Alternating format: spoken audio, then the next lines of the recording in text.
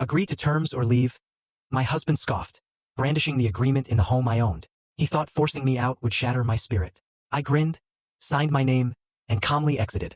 12 hours later, his lawyer shrieked at him.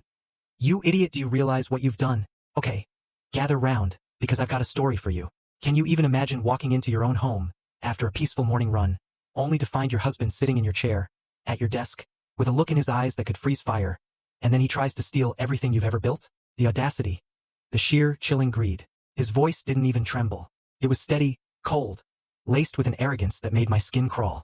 He was in my custom leather executive chair, the one I bought with my own bonus 5 years ago, behind the mahogany desk that had been in my family for 2 generations. He looked almost comical, trying to play the big shot in a room that screamed my name, my success, my legacy. But there was nothing funny about the document he was shoving across the polished wood surface. It was 7 a.m. I just walked in, still in my leggings and light jacket, expecting coffee, expecting my workday to start.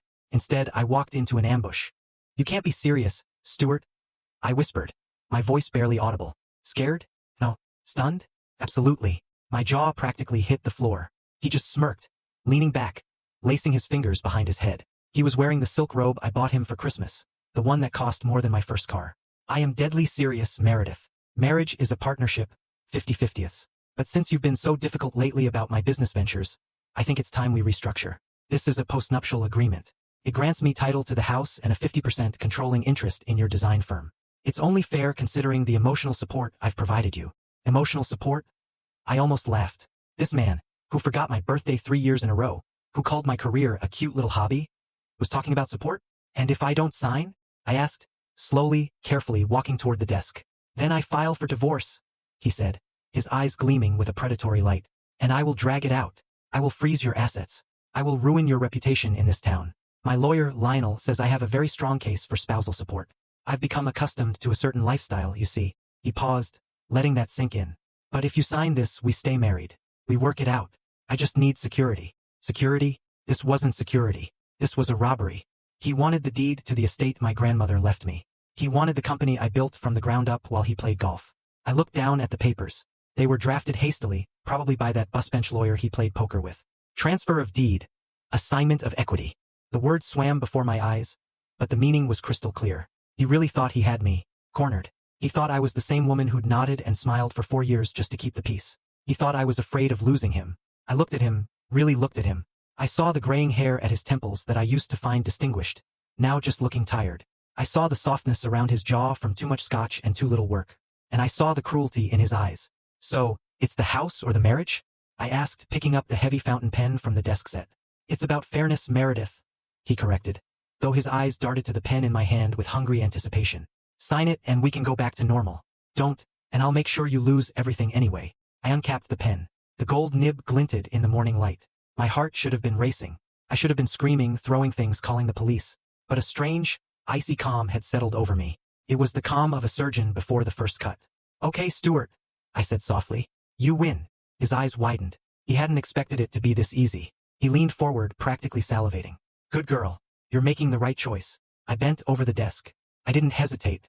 I signed my name, Meredith Blackwood, with a flourish on the bottom of the last page. The ink was dark, permanent. There, I said, capping the pen and setting it down with a deliberate click. Stuart snatched the papers up instantly, scanning the signature as if checking for a trick. Finally, he breathed, a look of pure triumph washing over his face.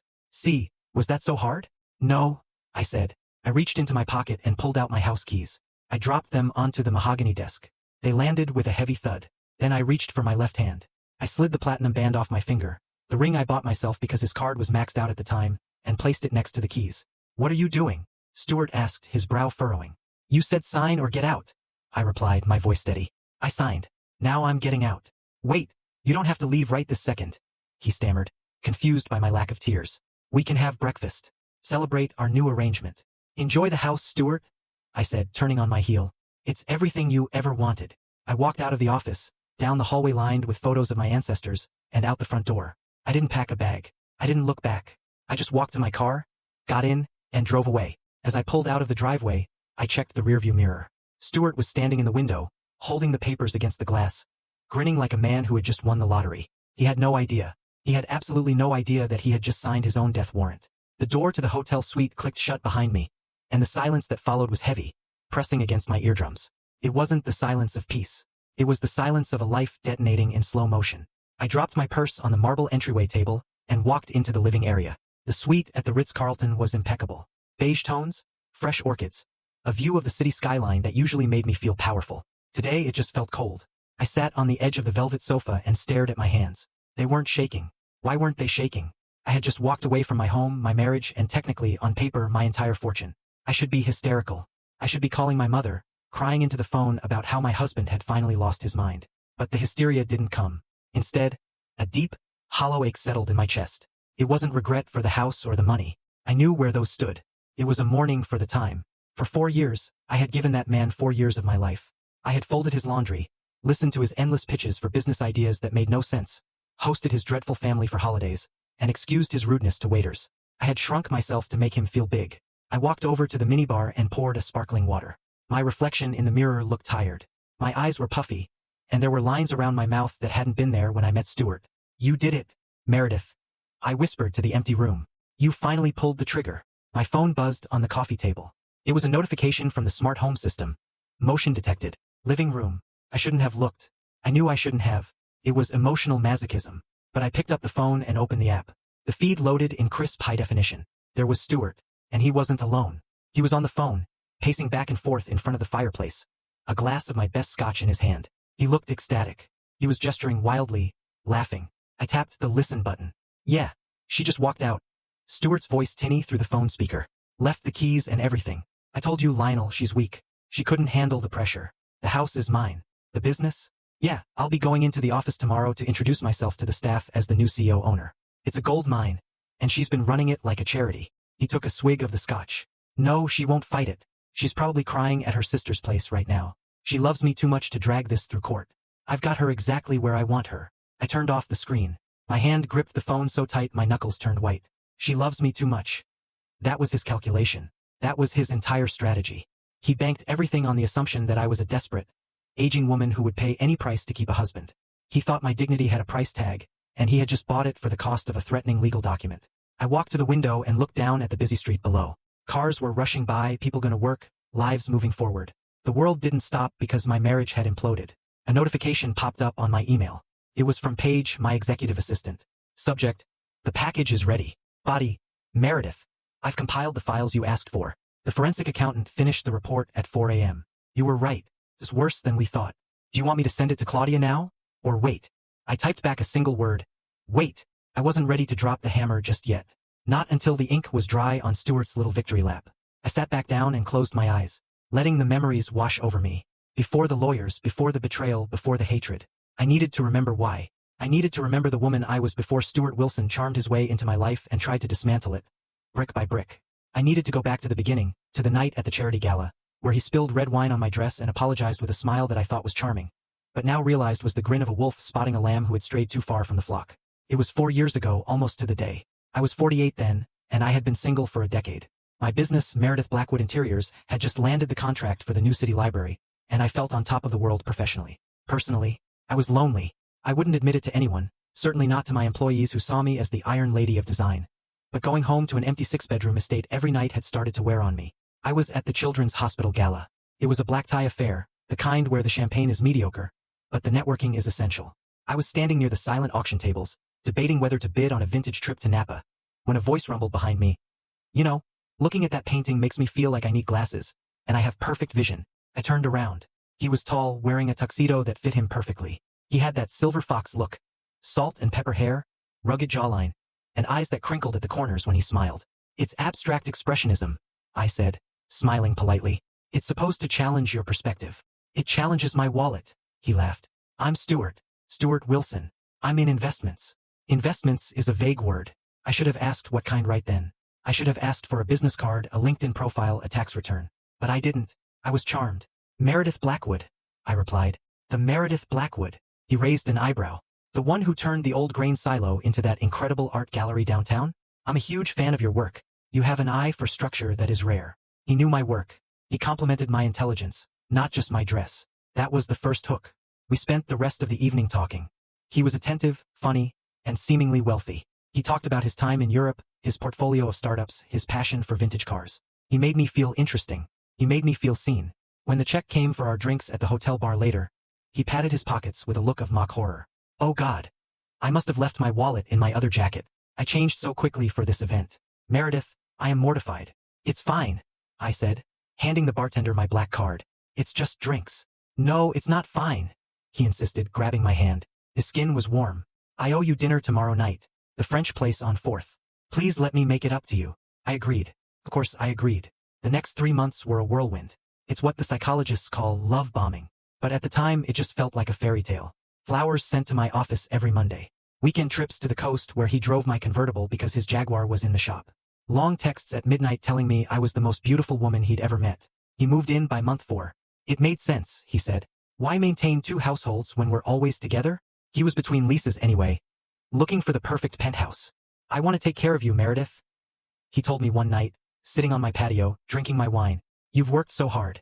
You deserve a partner who carries the load. Carries the load. The irony is so sharp it could cut glass. I remember one specific afternoon, about 6 months into the relationship. We were discussing finances, or rather, I was trying to. I mentioned setting up a meeting with my financial advisor to discuss merging some accounts for household expenses. Stuart's face darkened just for a second.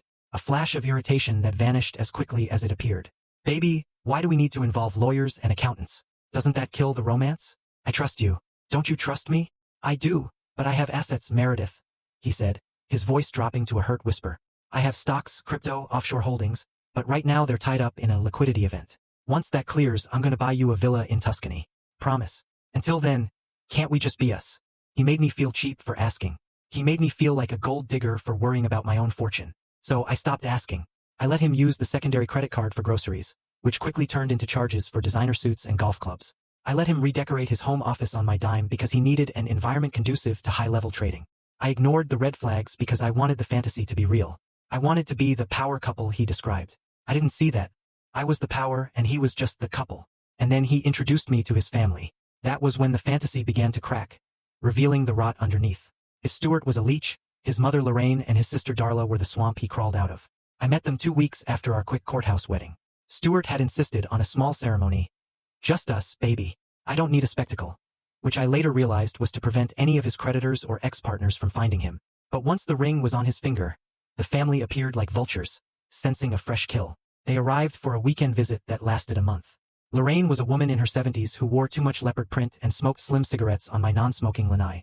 Darla was in her 30s, divorced twice, with a perpetual sneer, and a story about how the world had wronged her. So, this is the place, Darla said when she walked into the foyer, dropping her bags on my antique Persian rug. She didn't say hello. She just spun around, assessing the square footage like a real estate appraiser. Must be nice to have old money. Some of us actually have to work. I work very hard, Darla, I said, forcing a smile. Running a company, right? Decorating, she scoffed. Picking out pillows. Stuart laughed. He actually laughed. Now, Darla, Meredith is very talented. She picked out this whole house, didn't she? They settled in and the nightmare began. My house, my sanctuary, became a hostel. The refrigerator was raided nightly. My expensive face creams appeared in the guest bathroom half empty. One evening, over dinner, a roast I had paid the caterer to prepare because Lorraine complained that my cooking was too healthy. The topic of money finally came up explicitly. Stuart tells me you're not helping Darla with her situation, Lorraine said, stabbing a potato with her fork. I put down my wine glass. I'm sorry, what situation? Her car, Meredith, Stuart snapped, reaching for the wine bottle. I told you, her transmission blew. She can't get to her job interviews. Darla didn't have job interviews. Darla spent her days scrolling Facebook and complaining about her ex-husbands. I didn't know, I said. How much is the repair? Oh, it's totaled, Darla said through a mouthful of beef. I need a new one. Stuart said you guys were looking at getting a new SUV.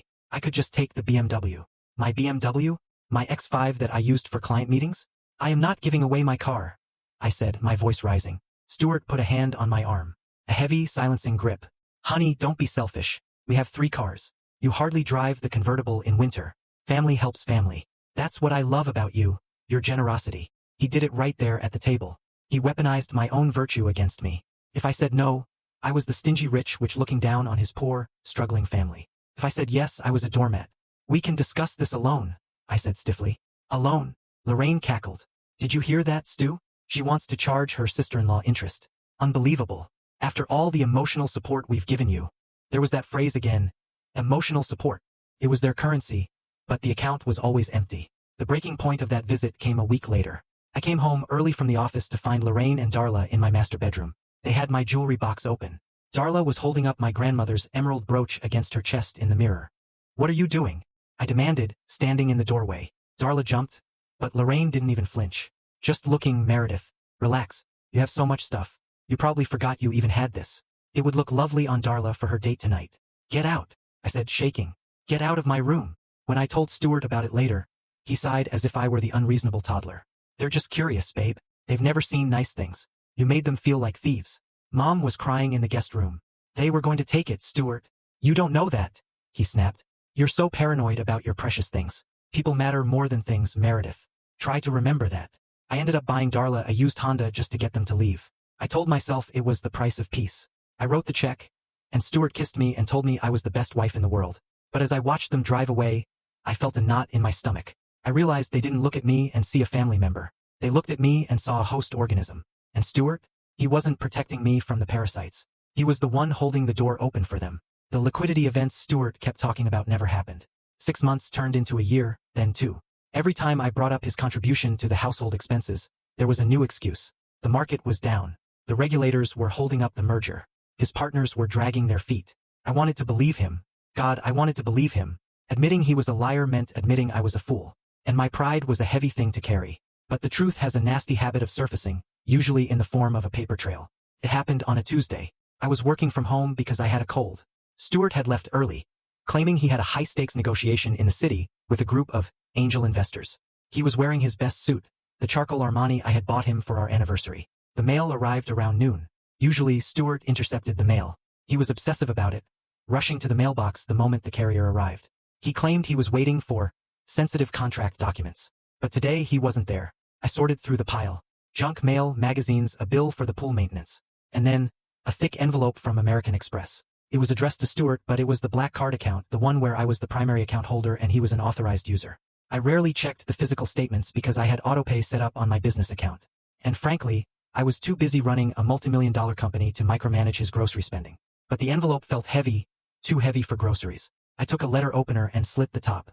I pulled out the statement. It was 6 pages long. I sat down at the kitchen island, my tea forgotten. My eyes scanned the lines, and my breath hitched in my throat. The Sapphire Club, Las Vegas, $1,200. Caesar's Palace Suite, $1,800. Rolex Boutique, $12,500. Delta Airlines First Class, 2 tickets, $3,400. The dates didn't match his stories. The Las Vegas charge was from a weekend when he said he was at a spiritual retreat in Sedona with no cell service. The Rolex charge was from 3 days ago, my birthday, when he had given me a card and said his gift was on back order. And the airline tickets, 2 tickets to Miami for next weekend. I felt sick. Not the cold sick, but a deep, visceral nausea. I went to my computer and logged into the banking portal. I dug deeper. I looked at the cash withdrawals. $500 here, $800 there. ATM fees at casinos, ATM fees at nightclubs. Then I looked at his business. Deposits. There were none. 0. In 2 years of marriage, Stuart Wilson had contributed exactly $0 to our joint account. I had been funding a playboy lifestyle for a man who claimed to be an empire builder. I heard the garage door open. Stuart was home early. I scrambled to shove the papers back into the envelope, but then I stopped. Why was I hiding? I was the victim here. I left the statement spread out on the marble counter. Stuart walked in, loosening his tie. He looked flushed, happy. "Meredith, great news. The meeting was a home run. They're talking about a 7-figure injection by next quarter." He stopped when he saw me. He saw the papers. He saw my face. "What's that?" he asked, his smile faltering slightly. "This," I said, pointing to the line item for the Rolex, "is your 7-figure injection." "Who is it for, Stuart?" "Because it certainly isn't on my wrist." He froze for a split second. I saw the panic, but then the mask slid back into place. He sighed, a sound of immense disappointment. "You opened my mail? That's a federal crime, Meredith." "It's my account," I shouted, slamming my hand on the counter. "I pay the bill." "Who did you go to Vegas with? Who are you going to Miami with?" He walked over to the fridge and grabbed a water, taking his time. Gaslighting requires patience, and he was a master. "The Rolex is an investment piece, Meredith. I bought it to flip it. You have to spend money to make money. And Vegas? That was a bachelor party for a potential client. I didn't tell you because I knew you'd get jealous and irrational, like you are right now." "And the 2 tickets to Miami?" I challenged, my voice shaking. "My assistant," he said smoothly. "I hired a virtual assistant to help with the logistics. She's meeting me there to handle the paperwork." "You don't have a business," I screamed. "You don't have clients. You have nothing, Stuart. You are nothing but a leech. His face went cold. He set the water down. Careful, Meredith. You sound like a shrew. Is this really how you talk to your husband, the man who loves you? I'm trying to build a future for us, and you're obsessing over pennies. $12,000 is not pennies. It is to people who think big, he sneered. Maybe that's your problem. You have a small mind. You're a decorator, not a visionary. He walked out of the kitchen, leaving me standing there with the evidence of his betrayal. He didn't apologize. He didn't beg. He made me feel like I was the crazy one for caring about theft. That night he slept in the guest room, but I didn't sleep at all. I lay in bed, staring at the ceiling, realizing that the man in the other room wasn't just lazy or unsuccessful. He was dangerous. He believed his own lies, and I needed to know who was sitting in the other seat on that flight to Miami. I didn't cancel the Miami trip. Instead, I hired a private investigator named Mr. Vance. He was expensive, discreet, and terrifyingly efficient. I gave him the flight details and told him I wanted pictures. 3 days later, while Stuart was supposedly closing deals in South Beach, Mr. Vance sent me a Dropbox link. I sat in my office, the door locked, and clicked the link. The photos were high resolution. There was Stuart, wearing the linen shirt I bought him, laughing at a poolside bar. And next to him, draped over him like a cheap accessory, was a girl. She couldn't have been more than 25. Blonde, incredibly fit, wearing a bikini that looked more like dental floss than swimwear. Subject: Tiffany Miller. Age 24. Personal trainer at Ironclad Gym. Current residence: a studio apartment in the Garment District. Rent is 3 months overdue. I scrolled through the photos. They were drinking champagne. They were kissing. In one photo, he was applying sunscreen to her back with a familiarity that made my stomach turn. But the real knife in the heart was the video file. Mr. Vance had managed to get close enough to their table at dinner to record audio. The restaurant was noisy, but the voices were clear enough. I put on my headphones. "She's so annoying, baby," Stuart's voice. "She watches every penny now. I had to fight just to get the limit raised on the card for this trip." "When are you going to leave her?" Tiffany's voice was high, nasal, and whining. "You said by summer. I'm tired of living in that dump. I want to live in the big house with the pool." "I can't just leave, Tiff," Stuart explained, sounding like he was explaining quantum physics to a toddler. "If I leave now, I get nothing. We signed a prenup. Remember? I get zero." I paused the video. Prenup. We did have a prenup. It was the one smart thing I had done, insisted upon by my father before he passed. Protected my premarital assets. Stuart had signed it begrudgingly 4 years ago. I pressed play. "So what do we do?" Tiffany asked. "We break her," Stuart said. His voice dropped, becoming sinister. "I'm working on it. I'm making her life miserable. My lawyer says if I can prove she's mentally unstable, or if I can coerce her into signing a postnup that voids the original agreement, we're golden. I just need to push her, make her feel like the marriage failing is her fault. She's desperate to be loved. If I threaten to leave, she'll pay anything to make me stay. And then we get the house. Then we get the company. We get everything. And we kick the old hag out to the curb." I ripped the headphones off my head and threw them across the room. Old hag. Break her. Coerce her. Couldn't breathe. The air in the room felt too thin. I stood up and walked to the window, pressing my forehead against the cool glass. For 4 years, I thought I was in a marriage with a man who was just irresponsible and a bit selfish. But this was predation. I wasn't a wife to him. I was a target. He was literally plotting to drive me insane or desperate enough to sign away my life's work so he could move his gym rat mistress into my grandmother's estate. I looked at my reflection in the glass. I saw the tears streaming down my face. But beneath the tears, I saw something else. I saw the woman who had built a business empire in a male-dominated industry. I saw the woman who had navigated recessions, difficult clients, and contract disputes. Stuart thought I was weak. He thought I was a desperate, aging woman who would do anything for a scrap of affection. He was about to find out that the old hag knew how to fight. I wiped my face. I picked up the phone. I didn't call Stuart. I didn't scream at him. I dialed a number I hadn't used in years. "Claudia," I said when the voice on the other end answered. "It's Meredith. I need you. And I need you to be the shark everyone says you are." "Meredith?" Claudia's voice was warm but sharp. "Is everything okay?" "No," I said, my voice hardening into steel. "My husband is trying to steal my estate. I want to destroy him, legally, financially, and completely. When can we meet?" Claudia Vance was not just a divorce lawyer. She was a force of nature in a Chanel suit. Her office was on the 40th floor, overlooking the city, and she charged $900 an hour. She was worth every penny. I sat opposite her. The investigator's report and the transcription of the audio recording spread out on her glass desk. Claudia read through them in silence, her expression unreadable behind her designer glasses. Occasionally, she would circle something with a red pen. Finally, she looked up. "He's an amateur," she stated flatly. "A greedy, stupid amateur. But amateurs can be dangerous," I added, "because they don't know the rules." "He wants me to sign a post-nup," I said. He told his mistress he's going to pressure me into voiding the prenup. Of course he is. Claudia leaned back. Because under the current prenup, he walks away with nothing but his clothes and whatever is in his personal account, which, according to this forensic report, is zero. He needs you to voluntarily give him the assets. So I just say no? We could. Claudia tapped her pen on the desk.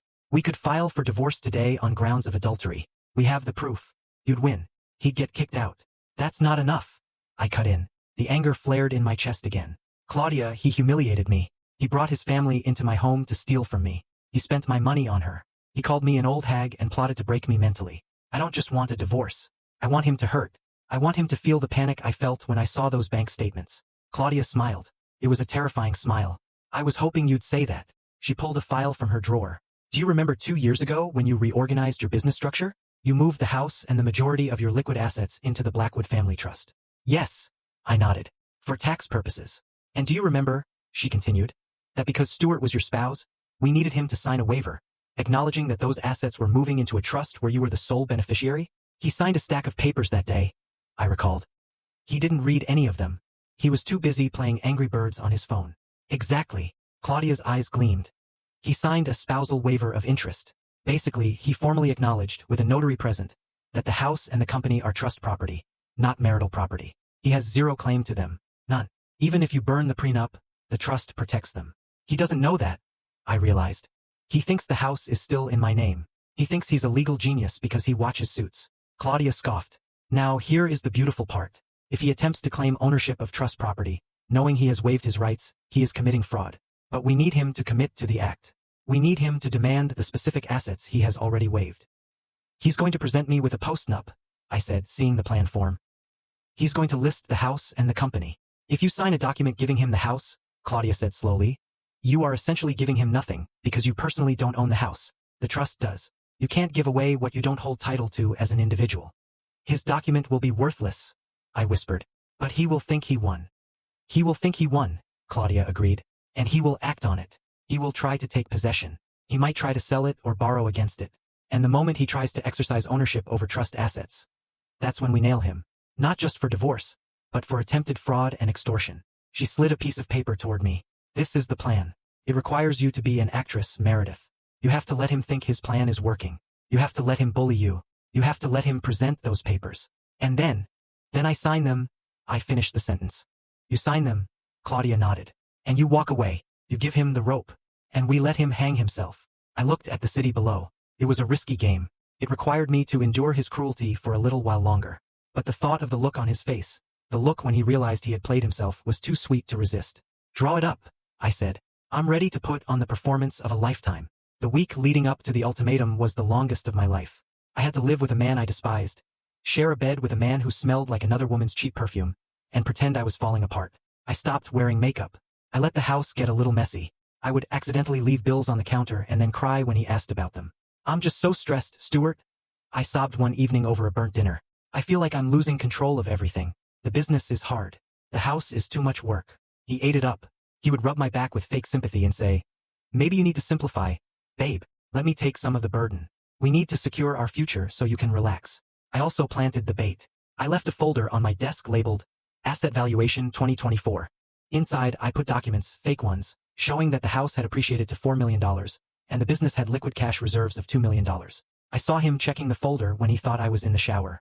I watched through the crack in the door as his eyes widened, scanning the numbers. He pulled out his phone and took pictures of the documents. He was sending them to Lionel. Lionel says we need to move fast. I heard him whisper on the phone in the garage later that night.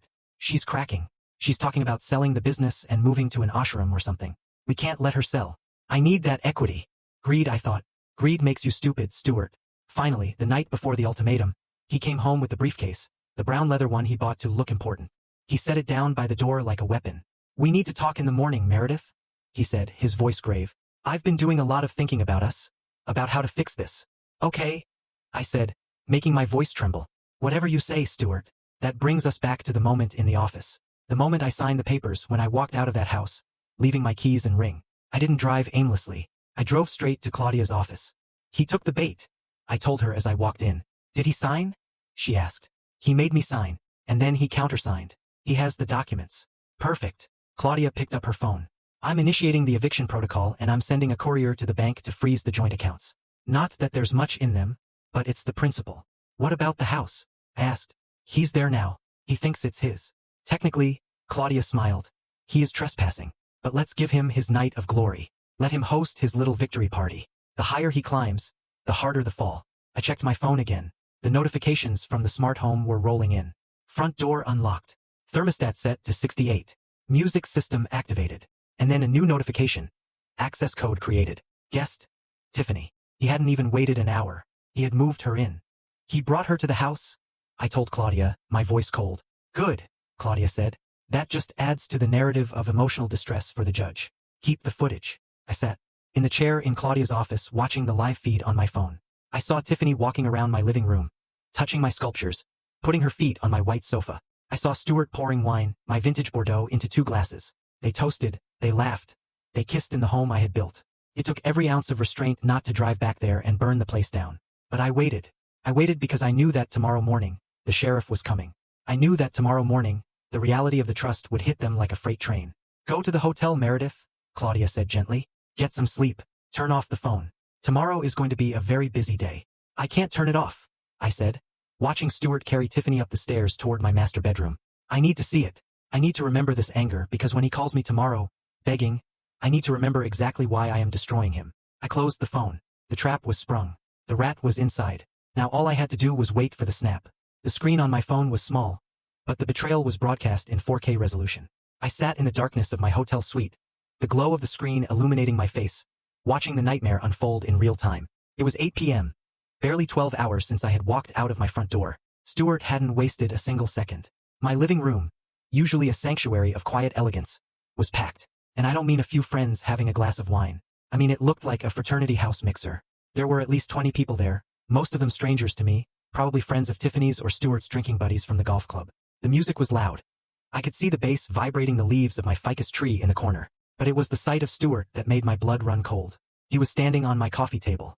On the table I had imported from Italy, a piece of travertine stone that was older than this country. He was wearing his suit pants and a button-down shirt that was unbuttoned halfway down his chest, holding a bottle of wine high in the air. I zoomed in on the bottle. It was a Chateau Margaux 1982, a bottle my father had given me on my 40th birthday. He had told me to save it for a moment of supreme happiness. It was worth about $2,000. Stuart was pouring it into red plastic solo cups. To the new chapter, Stuart bellowed, his voice distorted by the microphone on the security camera, but still painfully audible. To taking what is yours. To being the king of the castle. The crowd cheered. Tiffany was right there next to him, laughing. She was wearing my silk kimono, the one I bought in Kyoto, over her clothes like a party favor. She looked drunk, stumbling slightly as she grabbed a cup of the precious wine and chugged it like it was cheap beer. He's destroying it, I whispered to the empty hotel room. He's literally consuming my life. Then Stuart pulled out his phone. I watched on the security feed as he held it up, but then my own phone buzzed with a notification. Stuart Wilson is live on Facebook. I switched apps. There he was, live streaming to the world. What's up, everyone? Stuart shouted into the camera, his face flushed and sweaty. Just wanted to give you a tour of the new HQ for Wilson Global Enterprises. Yeah, we finally got rid of the dead weight. Sometimes you have to cut the anchors to let the ship sail, right? He panned the camera around the room, showing off my art, my furniture, my view. Look at this place, he boasted. This is what happens when you have vision. My ex, well, soon to be ex, she didn't get it. She wanted to play it safe. But me, I'm a risk taker. And look where it got me. He pulled Tiffany into the frame. She giggled and kissed his cheek. Say hi to the future, baby. Hi, she squealed. We're going to redo the kitchen, right, Stu? All this wood is so old-fashioned. Whatever you want, babe, Stuart promised. It's our house now. Comments were rolling in on the live stream. Most were from his sycophantic friends. Congrats, bro. Finally getting what you deserve. Leveling up. But I also saw comments from our mutual acquaintances, from the wives of his golf buddies, from neighbors. Wait, isn't that Meredith's house? Did Meredith move out? This is awkward. He was documenting his own demise. He was creating public, time-stamped evidence of his looting. Every sip of that wine, every unauthorized guest, every claim of ownership was another nail in his legal coffin. I felt a vibration of pure rage starting in my toes and working its way up. It wasn't the sad, heavy grief of the morning. It was a hot, sharp, energizing anger. He wasn't just stealing. He was mocking. He was dancing on the grave of our marriage before the body was even cold. He climbed down from the table, nearly knocking over a Ming vase. All right, listen up, he shouted to the room. The pool is open. Who wants to swim? A roar of approval went up. I watched as people started stripping down to their underwear, running toward the sliding glass doors that led to my pool area. I closed the app. I couldn't watch them defile the water. I stood up and walked to the desk in the hotel room. I had been waiting. I had been hesitating, perhaps out of some lingering sense of mercy, or maybe just shock. But mercy was gone now. The sight of that 1982 Chateau Margaux being poured into a solo cup had killed the last shred of empathy I had for Stuart Wilson. I opened my laptop. Ideally, I would have waited until morning to start the financial execution. But Stuart wanted to play king of the castle tonight. Fine.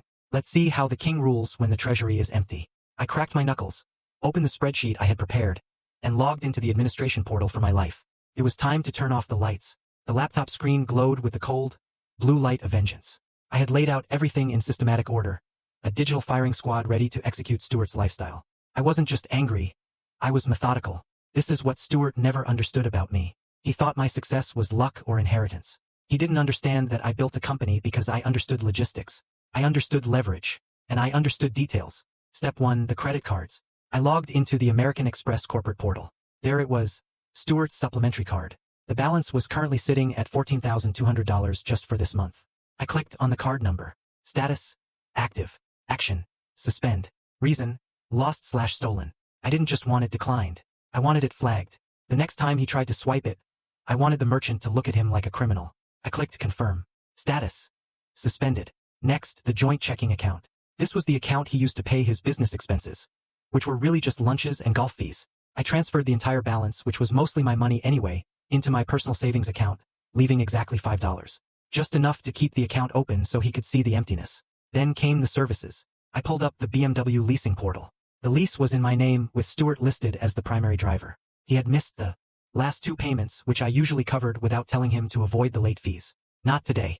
I called the after-hours support line for the leasing company. I have platinum status with them, so a human answered immediately. "This is Meredith Blackwood," I said, my voice calm. "I'm looking at the lease for the X7. I'd like to report unauthorized possession. The vehicle is no longer in my custody, and the driver is refusing to return it. I am terminating the lease effective immediately. Please initiate the repossession protocol." "Certainly, Miss Blackwood. Since the vehicle has GPS tracking, we can dispatch a recovery team within the hour. Do we have your permission to retrieve it from the driveway?" "You have my enthusiastic permission," I said. "And please don't ring the doorbell. Just take it." Step 4, the utilities. This was the pettiest move, and I savored it.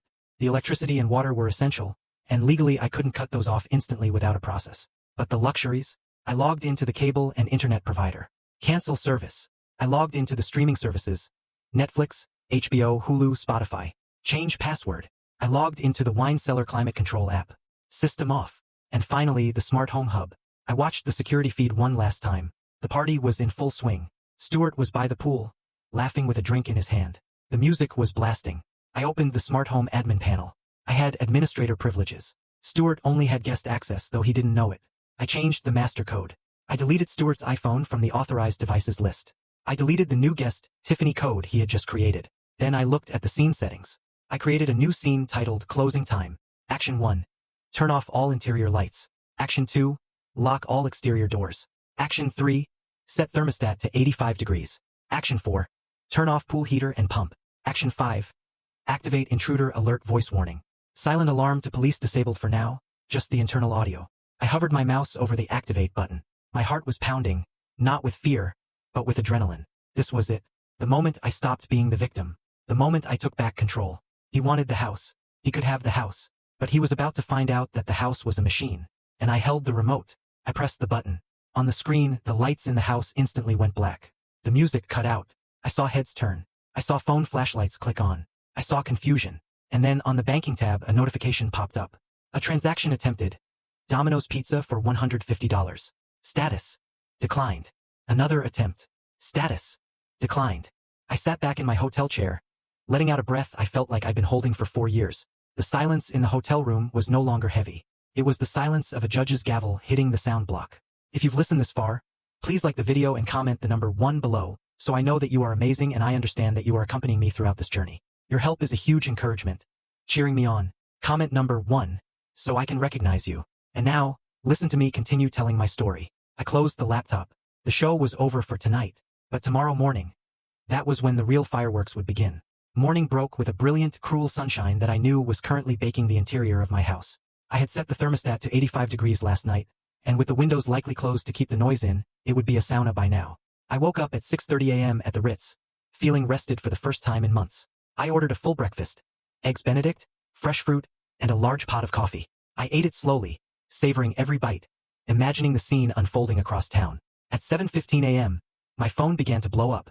First, it was a text from Mrs. Higgins, my neighbor across the street. She was the neighborhood watch captain and had eyes like a hawk. Mrs. Higgins, Meredith dear, are you okay? A tow truck just took the BMW out of the driveway. It looked very official. Also, there are trash cans knocked over everywhere. I smiled and texted back, I'm fine, Martha, just doing some spring cleaning. Keep watching. Then the calls from Stuart started. 7:20 a.m. Missed call. 7:22 a.m. Missed call. 7:25 a.m. Missed call. I let them go to voicemail. I wanted him to marinate in his confusion. At 7:30 a.m., a text from Stuart came through. Text. Internet is down. Power is acting weird. AC is broken. Need the password for the router. Also, where is the car? Did you take it for a service? He still didn't get it. He still thought these were accidents. He thought I was just at my sister's, cooling off. He couldn't conceive of a world where I would actually strike back. I imagined him standing in the kitchen, hungover, a headache splitting his skull. He would be reaching for the coffee maker, my Jura Z10 that cost $4,000. He would press the button for a double espresso to cure his hangover, but he wouldn't get coffee because I had locked the machine through the app. The screen would just say, user not authorized. The pettiness of denying him caffeine felt incredibly satisfying. At 8 a.m., the panic set in. He tried to order breakfast. I got the notification from Uber Eats on my iPad, which was still logged into the family account. Order failed. Payment method declined. He tried to switch to the backup card. Order failed. Payment method declined. Then a voicemail. I played it on speaker while I finished my tea. Meredith, pick up the phone. Stuart's voice was ragged. Panic edging into the anger. The cards aren't working. The car is gone. Tiffany needs to get to work and she can't call an Uber. What did you do? This isn't funny. You can't just cut me off. I have rights. I'm your husband. Not for long, I whispered. I decided to answer the next text, just to twist the knife. Stuart. Call me now. This is financial abuse. Meredith. I'm sorry, who is this? I don't have a husband. I signed the papers, remember? I'm just a stranger. And strangers don't pay for your lifestyle. I could feel his rage through the network. At 8:30 a.m., the doorbell camera alerted me. It wasn't the police. It wasn't a repairman. It was a courier service. Stuart opened the door. He looked terrible. He was wearing wrinkled boxers and a t-shirt. His hair was a mess. Behind him, the living room was a disaster zone. Red cups everywhere, stains on the rug. Tiffany sleeping on the couch, wrapped in a sheet. The courier handed him a large envelope. Sir, for Stuart Wilson? The courier asked. Yeah, that's me, Stuart grunted, snatching the envelope. He probably thought it was the finalized divorce papers from his lawyer, or maybe a check he was expecting. He tore it open right there on the porch. I zoomed in. It wasn't a check. It was the formal notice from the Blackwood Family Trust, and clipped to the front was a letter from Claudia Vance, printed on heavy, terrifyingly official letterhead. Stuart read the first line. I saw his shoulders stiffen. He read the second line. His mouth dropped open. He looked up at the camera. He knew I was watching. He looked right into the lens, his face pale, his eyes wide with a dawning horror. He didn't scream. He didn't rage. He just looked small. He turned around and ran back into the house, tripping over the threshold, shouting for Tiffany to wake up. The realization had landed. The hangover was about to get a lot worse, because in about 10 minutes, his phone was going to ring, and it was going to be the one person he thought was on his side. The call came at 8:45 a.m. I wasn't privy to it directly, but Claudia recounted it to me later with gleeful precision. However, I got the gist of it because Stuart, in his panic, put it on speakerphone while pacing in the living room right under my high-fidelity security microphone. His lawyer, Lionel, was on the other end. Lionel, the man who advertised on daytime TV between soap operas. Lionel, you have to fix this. Stuart was shouting, pacing around the red Solo cups. She cut everything. The car is gone. And I just got this letter from her lawyer saying I'm trespassing. Trespassing in my own house. There was a pause. Then Lionel's voice erupted from the phone, so loud it distorted the speaker. You idiot. You absolute colossal moron. Stuart stopped pacing. What? Why are you yelling at me? You said we had her cornered. I just got the discovery file from her lawyer. Lionel screamed. Do you have any idea what you just let her do? Do you know what you signed yesterday? I signed the postnup, the one you wrote. Stuart stammered, looking at Tiffany, who was now sitting up, looking terrified. It gives me the house. IT gives you nothing. Lionel roared. The house isn't hers, Stuart. The house belongs to the Blackwood Family Trust. The company belongs to the trust. She doesn't own them individually, so she can't sign them over to you. I don't understand, Stuart mumbled, sinking onto the sofa. What does that mean? It means you forced her to sign a document transferring ownership of an asset you already waived rights to 2 years ago. Lionel was hyperventilating. Her lawyer sent me the waiver you signed. You acknowledged the trust. And now, by forcing her to sign this transfer under threat of divorce, you have officially committed documentary fraud. You attempted to extort a trust asset. That is a felony, Stuart. A felony. Stuart's face went gray. But she signed it. She agreed. She baited you. Lionel shrieked. She handed you a loaded gun, pointed it at your head, and you pulled the trigger. Her lawyer is talking about pressing charges for extortion and fraud. They have recordings, Stuart. They have texts. They have the video of you live streaming from the house claiming ownership. You confessed on Facebook Live. Fix it, Stuart begged, his voice cracking. Just tell them it was a mistake. Tell them I didn't know. I can't fix a felony, Lionel yelled. I'm dropping you as a client. I am not losing my license because you decided to play tycoon with a shark like Meredith Blackwood. You are on your own. My advice. Get out of that house right now before the cops show up. Click. The line went dead. The silence in the living room was absolute. The only sound was the hum of the refrigerator and Tiffany's shallow breathing. Stuart dropped the phone. Clattered onto the hardwood floor. He looked at Tiffany. He dropped me, Stuart whispered. Tiffany stood up, pulling the sheet tighter around her. What does that mean, Stu? Do we get the house or not? Stuart looked at her, and for the first time, I saw the hate in his eyes. Not for me but for her. For the distraction. For the greed that she had fueled. There is no house, Stuart said, his voice hollow. It's a trust. It was never hers to give. So you're broke? Tiffany asked, her voice losing all its softness. Like, actually broke? I'm worse than broke. Stuart laughed, a manic, high-pitched sound. I'm about to be arrested. He stood up and ran his hands through his hair. We have to go. Lionel said to leave. We have to pack. Tiffany took a step back. I'm not going anywhere with you if the cops are coming. I have a career, Stuart. I'm an influencer. You're a part-time trainer who hasn't paid rent in 3 months. Stuart snapped. Pack your bags. We're going to my mom's. I am not going to your mother's trailer. Tiffany shrieked. I sat back in my hotel chair, sipping my tea. It was unraveling faster than I had anticipated. The rats were turning on each other. Then my phone buzzed again. It was a notification from the front gate security system. Visitor, Lorraine Wilson. Visitor, Darla Wilson. The flying monkeys had arrived. They must have seen the Facebook live stream or heard the panic in Stuart's earlier calls. They were coming to claim their share of the victory. I watched the feed as Darla's beat-up Honda, the one I paid for, rolled up the driveway. This, I said to myself, is going to be entertaining. Lorraine and Darla burst into the house like they were raiding a buffet. Lorraine was wearing a floral muumuu, and Darla was already holding a cigarette, ash falling onto my foyer floor. Where is the champagne? Lorraine boomed, spreading her arms wide. My son, the homeowner. We saw the video, Stu. Finally, you put that stuck-up woman in her place. Stuart was standing in the middle of the living room, frantically throwing clothes into a garbage bag. He looked up, wild-eyed. Shut up, Mom, he hissed. Lorraine froze. Excuse me.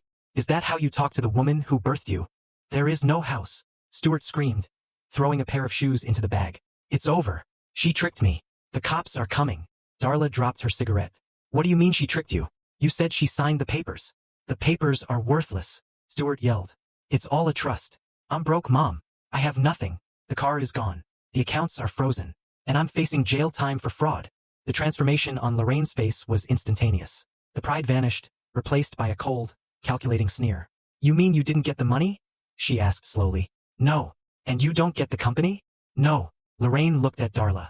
I told you he would screw it up. He never had the head for business. Mom. Stuart looked betrayed. I need help. I need a place to stay. Can we come to your place just for a few weeks until I sort this out? Lorraine looked at Tiffany, who was frantically texting on the sofa. I don't have room for you and your whore.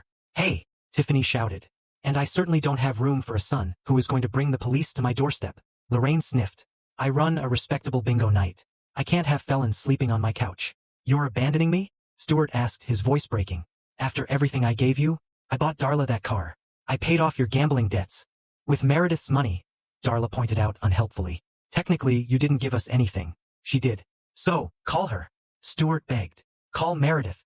She likes you guys. Maybe she'll listen to you. Tell her I'm having a breakdown. Tell her to call off the lawyers. Lorraine hesitated. She pulled out her phone. I watched on my screen as my own phone started ringing. Caller, Lorraine Wilson. I stared at it. I let it ring. Then I blocked the number. On the screen, Lorraine looked at her phone.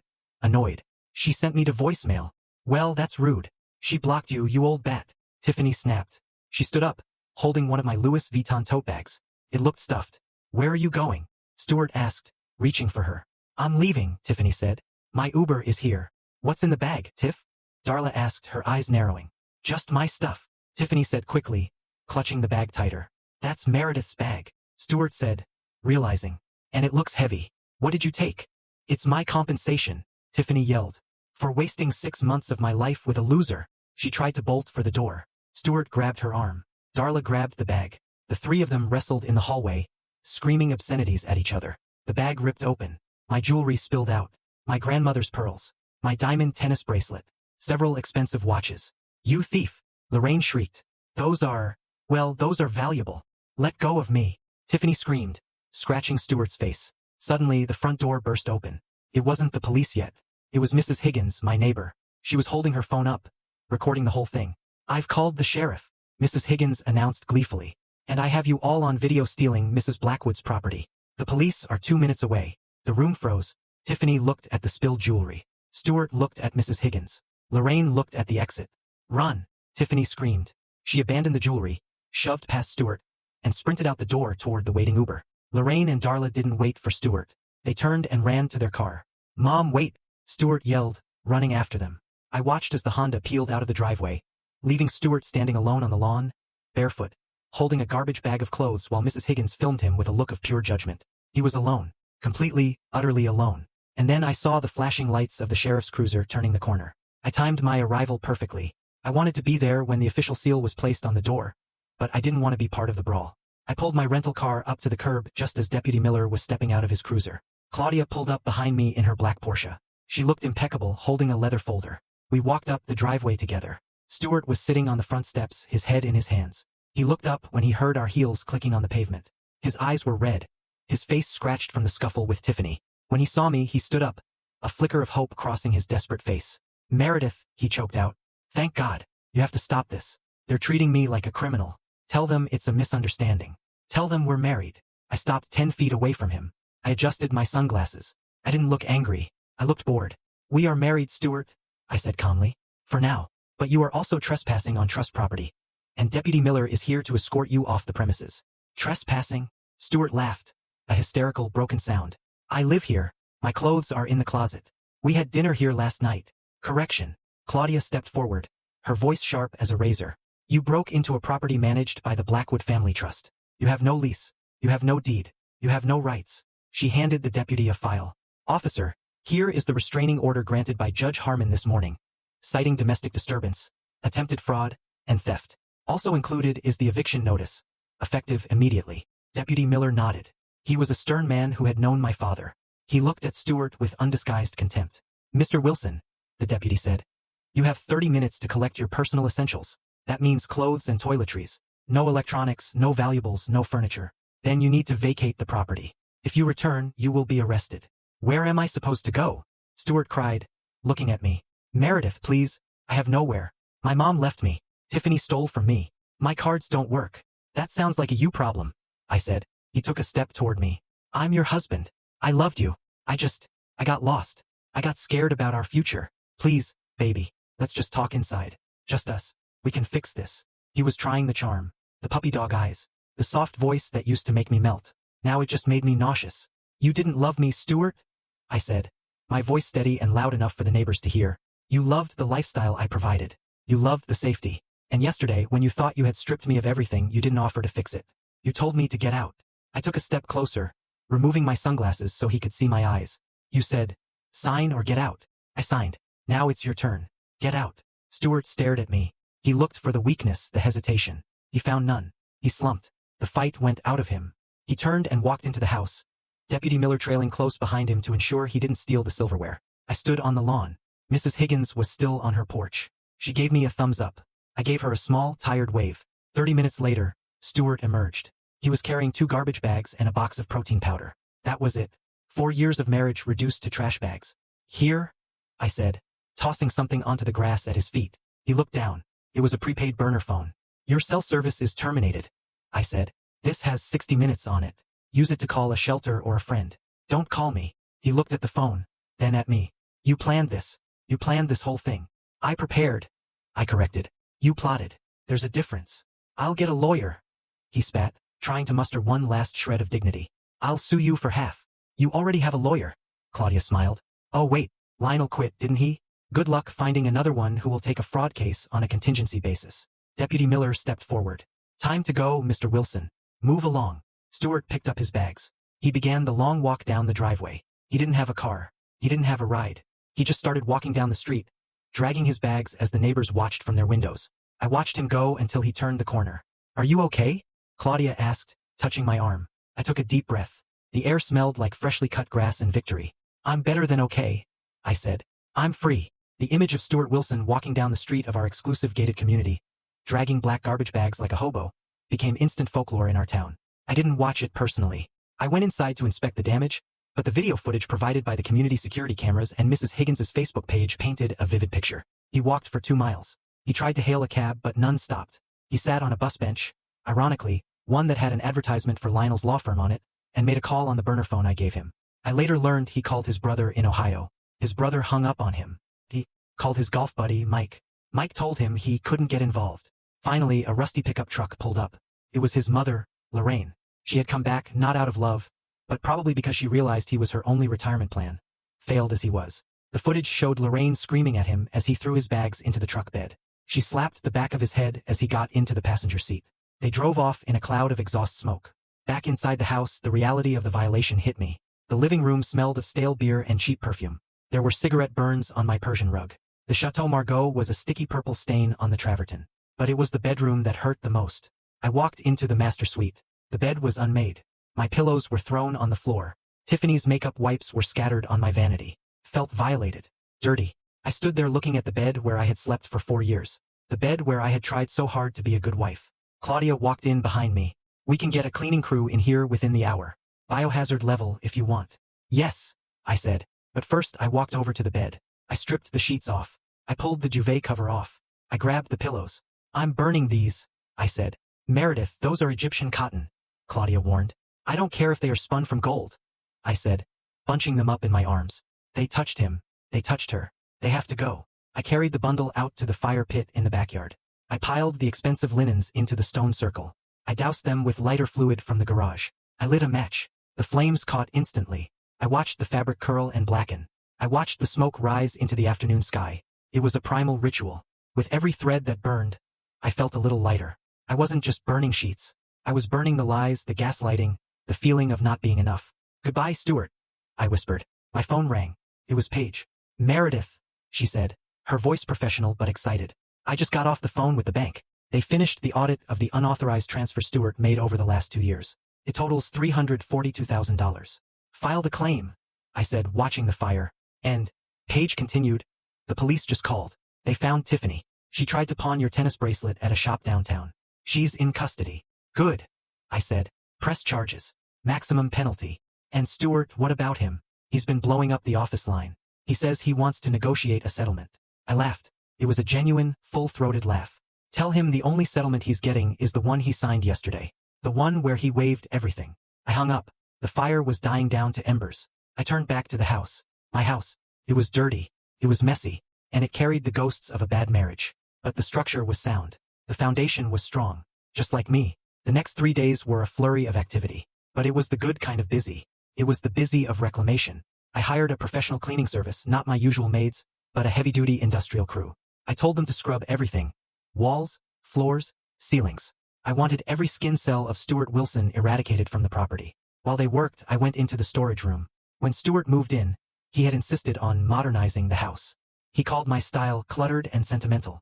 He made me pack away my father's book collection, my grandmother's antique tea sets, and the framed photos of my college graduation. He replaced them with cold, abstract art and empty surfaces. Minimalism is the mindset of success, he had preached. Now I dragged the boxes out. I unpacked my father's leather-bound copies of Hemingway and Steinbeck. I touched the worn covers, smelling the old paper. I placed them back on the shelves in the library, filling the empty spaces Stewart had left. I unpacked the photos. There was me, 22 years old, smiling in my cap and gown, arm around my dad. I looked happy. I looked ambitious. I missed you, I told the girl in the photo. I realized how much of myself I had packed away to make room for Stewart's ego. I had made myself smaller, quieter, blander, just so he wouldn't feel threatened by my success. Never again. On the 3rd day, I walked into the garage. Stewart's home gym was there. He had bought thousands of dollars of equipment. A Peloton, weights, a bench press that he barely used. I called a local charity that worked with at-risk youth. Take it all, I told them. Whatever you can't use, sell. Seeing the gym empty out was incredibly satisfying. In its place, I parked my new car, a Porsche Cayenne. I had traded in the BMW. I didn't want the car he had driven. I wanted something new, something that was just mine. That evening, I sat in my newly reclaimed living room. The air smelled of lemon and sage. The shelves were filled with my books. The terrible abstract art was gone, replaced by the landscapes I loved. I poured a glass of wine. Not the Chateau Margaux he had destroyed, but a crisp Sauvignon Blanc. I opened my journal. I hadn't written in it for years because Stuart used to read it if I left it out. Day 1 of freedom, I wrote. I am 52 years old. I am single. I am wealthy. And I am awake. My phone buzzed. It was an email from Claudia. Subject: Update on Wilson versus Wilson. Meredith, just a heads up. Lionel has officially withdrawn as Stuart's counsel. Stuart is now being represented by a public defender for the fraud charges. Also, he has filed for bankruptcy. It seems the empire was mostly debt. I closed the email.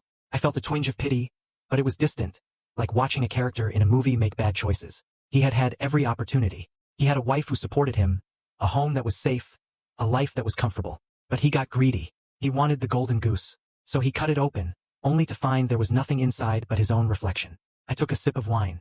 The house was quiet. No TV blaring sports. No complaints about the food. No gaslighting. It was the most beautiful sound I had ever heard. 6 months later, I stood in the back of a courtroom wearing a suit that cost more than Stuart's car, if he had one. I didn't have to be there. The divorce had been finalized weeks ago via mediation, which Stuart attended via Zoom from his mother's kitchen table. But today was the hearing for the fraud charges and the civil suit I had filed for the restitution of the stolen funds. Stuart was sitting at the defendant's table. He looked diminished. He had lost weight, but not in a healthy way. His suit was ill-fitting, likely bought at a thrift store. His hair, once perfectly styled, was thinning and dull. He didn't see me at first. He was too busy arguing with his public defender in a hushed, frantic whisper. The judge, a no-nonsense woman named Judge Patterson, entered. Mr. Wilson, she began, looking over her glasses. We have reviewed the evidence, the bank records, the video footage, the signed documents. It is the opinion of this court that you engaged in a systematic pattern of financial deception. Stuart stood up. Your Honor, I was just borrowing the funds. I intended to pay it back. My wife, my ex-wife, she misunderstood. You spent $342,000 on luxury items, travel, and a mistress, while contributing nothing to the marital estate. The judge read from the file. You then attempted to coerce Miss Blackwood into signing over trust assets through intimidation. That is not a misunderstanding, sir. That is predation. The gavel bang made him jump. Judgment is found in favor of the plaintiff. You are ordered to pay restitution in the amount of $342,000. Additionally, regarding the criminal charge of attempted fraud, you are sentenced to 500 hours of community service and 3 years of probation. Any violation will result in immediate incarceration. Stuart slumped. I can't pay that. I have no job. I have no money. Then I suggest you get a job, Mr. Wilson, the judge said coldly. Garnishments will be applied to any future wages.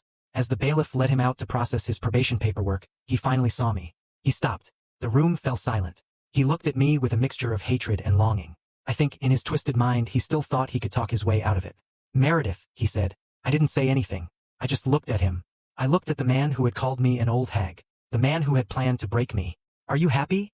He asked, his voice bitter. You ruined my life. I stepped forward, my heels clicking on the floor.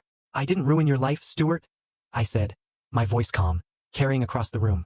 I just stopped paying for it. I turned and walked out of the courtroom. Outside, the air was crisp. It was autumn. The leaves were turning gold. Tiffany had taken a plea deal. She pleaded guilty to petty theft and received probation. She had moved back to her hometown in Ohio. Her Instagram account had been deleted after the internet found out what she did. Stuart was living in his mother's basement, working part-time at a car wash. And me? My company had just had its best quarter in history. I had launched a new line of home decor, and I had a date tonight, not with a man but with myself, a cooking class in Italy. I was leaving tomorrow for a month in Tuscany, the trip Stuart had promised me, but never delivered. I was going alone, and I couldn't wait. The night before I left for Italy, I hosted a party. It wasn't a networking event. It wasn't a gala. It was a dinner party for the people who had stood by me when the walls were crumbling. The dining room table was set with my grandmother's china. The candles were lit. Claudia was there, laughing with a glass of champagne. Paige was there, having been promoted to vice president of operations. Mrs. Higgins was there, telling the story of the great trash bag walk of shame, for the 10th time, adding more dramatic flair with each retelling. And Mr. Vance, the private investigator, stopped by for a drink. To Meredith, Claudia raised her glass. The woman who proved that the best revenge is not just living well, but living free. Here, here. Everyone cheered. I looked around the table. These were people who respected me not for my money, but for my character. I have a toast, I said, standing up. The room quieted. For a long time, I began, looking at the flickering candles. I thought I needed someone to complete the picture of my life. I thought a big house was empty without a husband. I thought success was lonely without a partner. I paused, smiling at my friends. But I learned that the only thing worse than being alone is being with someone who makes you feel alone. I learned that my value isn't negotiable. And I learned that I am pretty terrified of anyone who tries to take my grandmother's house. Laughter rippled through the room. So, here's to empty spaces. I raised my glass. Because empty spaces are just room for new beginnings. Here's to the trust. And here's to never, ever signing anything without reading it first. We clinked glasses. The sound was like a bell tolling the start of a new era. After dinner, I walked out onto the terrace. The city lights twinkled below. I thought about Stuart one last time. He was probably sitting in the dark somewhere, blaming the world for his misfortunes. He would never understand. He would never get it. He thought he lost because of a lawyer or a prenup. He lost because he underestimated the quiet strength of a woman who has built her own castle. I took a deep breath of the cool night air. I felt lighter than I had in years. The nightmare was over. The story of Meredith and Stuart was finished. But the story of Meredith Blackwood? That was just beginning. So, as Meredith's story comes to a close, we're left with a powerful reminder. True strength lies in knowing your worth and refusing to let anyone diminish it. Life will often test us, placing obstacles in our path, or people who seek to take advantage of our kindness. But resilience is born not from avoiding hardship, but from rising above it with grace, intelligence, and an unshakable belief in yourself. Meredith's journey teaches us that self-respect is non-negotiable, and sometimes the bravest thing we can do is walk away from what no longer serves us. Her story also highlights the importance of preparation and strategy. In moments of betrayal or adversity, staying calm and thinking clearly can turn the tides in your favor. It's not about revenge, not entirely. It's about reclaiming your power, your peace, and your right to happiness. Meredith didn't just win. She rebuilt her life on her own terms, proving that even in the face of loss, there is always a path forward. What about you? What lessons did you take away from this story? Have you ever had to fight for what's yours in a way you never expected? Tell me what you think. I really want to know. Share your thoughts below or simply comment good if you found Meredith's journey inspiring.